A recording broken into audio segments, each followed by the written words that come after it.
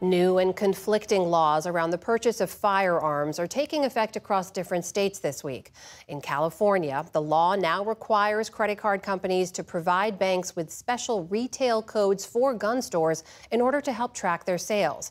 But just the opposite is happening in Georgia, Iowa, Tennessee, and Wyoming, where it's now illegal for banks and credit card companies to track that information.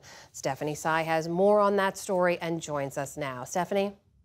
Now, credit cards have been used to buy guns in some of the nation's deadliest mass shootings. In 2012, the gunman in the Aurora, Colorado movie theater shooting charged $11,000 to buy guns, ammunition, and tactical gear. In 2016, the Pulse nightclub shooter in Orlando put more than $20,000 on credit cards. And in 2017, after the Las Vegas massacre killed 59 people, police found 4 credit cards that the shooter used to pay for part of his $95,000 rampage. This new front in tackling mass shootings has divided conservative and liberal states. For more, I'm joined by David Lieb, who's been covering this for the Associated Press.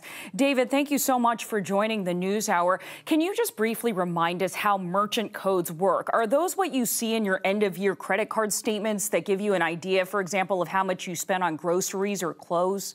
Yes, exactly. That is probably the most common way that a consumer would be familiar with these.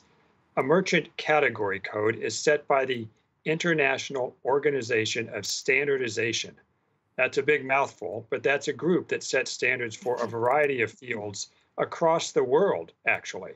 So they have come up with a new 4-digit code that can be assigned to stores that primarily sell guns and ammunition. How specific is this code? Is it one code? And can a credit card company tell whether you bought a gun from Walmart or a sporting goods store? And is having that information, potentially sharing it, a privacy violation? So these codes are shared by credit card networks like Visa or MasterCard with banks that issue credit cards and which have accounts with businesses.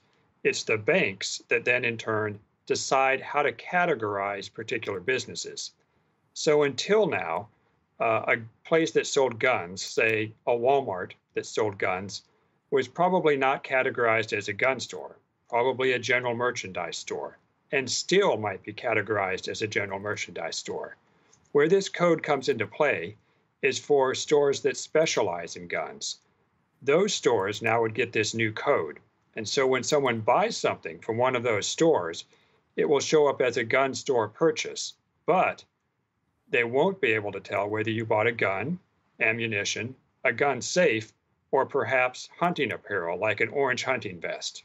So why do states like California believe this could combat mass killings? Companies already have the names of companies every time there's a transaction.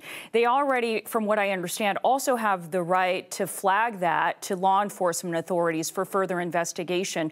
Why is this needed?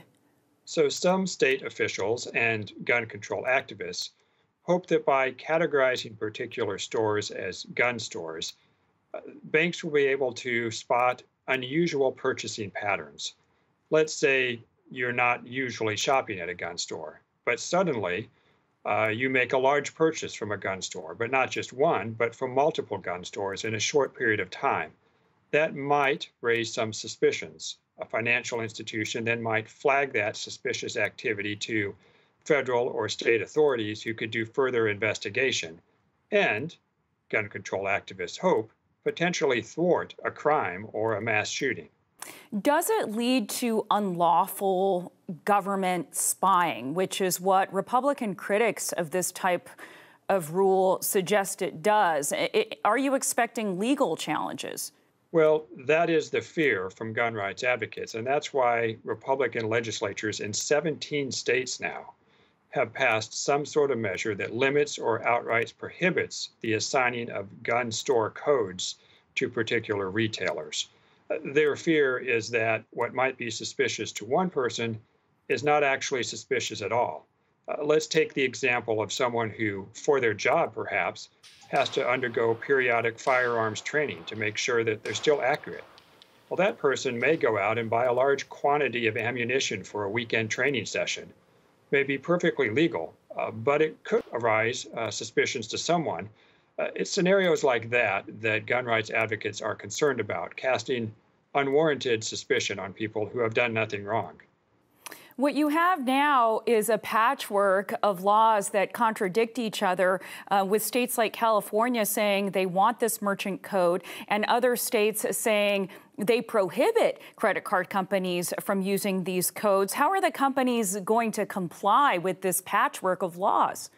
Well, Visa, in its latest manual that it distributes to all of its customers, included this new standard and put a footnote on there that said, this is being distributed in compliance with California law, but only the banks and financial institutions in California are required to assign this to businesses. So, yes, the situation exists that across the country, the very same store in one state might be categorized as a gun shop, but in another state, it might still be categorized as a sporting goods store. It is certainly a development that will continue to follow, especially as we reach peak summer when we often see a lot of gun violence in cities. David Lieb with the Associated Press, thanks so much for joining us. Glad to be here.